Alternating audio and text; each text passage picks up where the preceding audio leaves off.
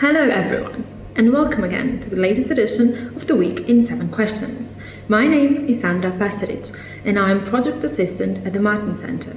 And a special welcome to our guest, Zoran Ilievski, Professor of Political Science at the Saints Cyril and Methodist University in Skopje and head of the SEE Office of the Global Council for Tolerance and Peace.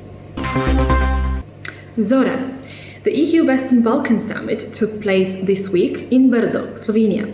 How do you see mutual cooperation in the region developing?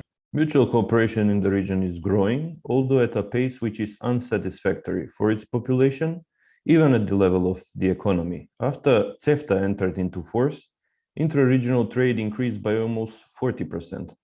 However, the average GDP of the region is a quarter of the EU average, and in a baseline scenario, our region would need 60 to 80 years to reach that average of today.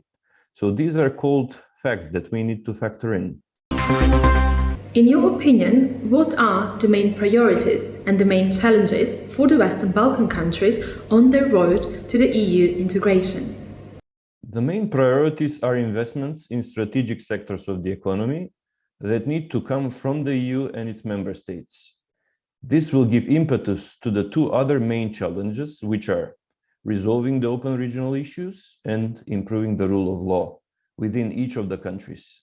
And this can be done only by a credible EU enlargement perspective. Speaking of challenges, do you think that the slow progress of European integration of the Western Balkans has influenced regional security?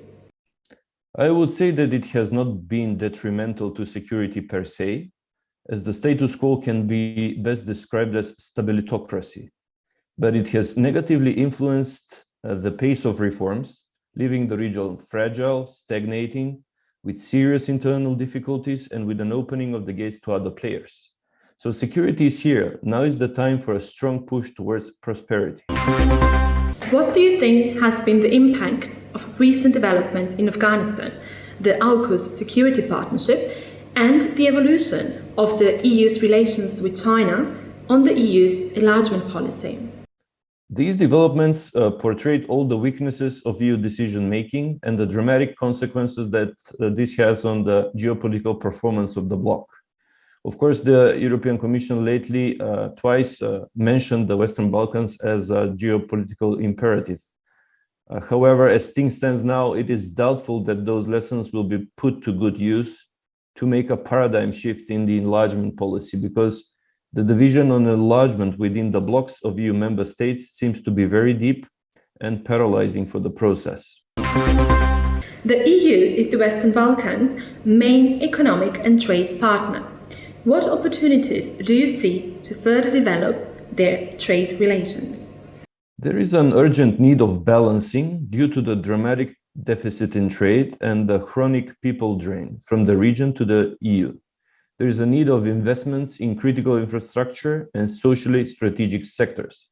Let us always remind ourselves that the entire region has only 18 million people and a collective GDP equal to that of Slovakia. In the next period, Croatia alone will receive 5 times more funding from the EU than the entire Western Balkans. So compare those figures and take into account the fact that this region is in the middle of Europe, surrounded by EU member states. So it should be manageable.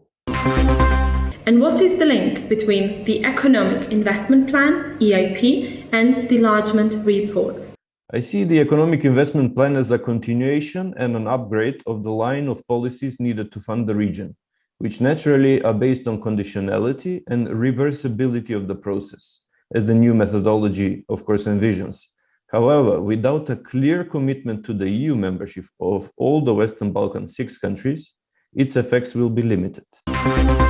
Finally, Zoran, what are your hopes for the future?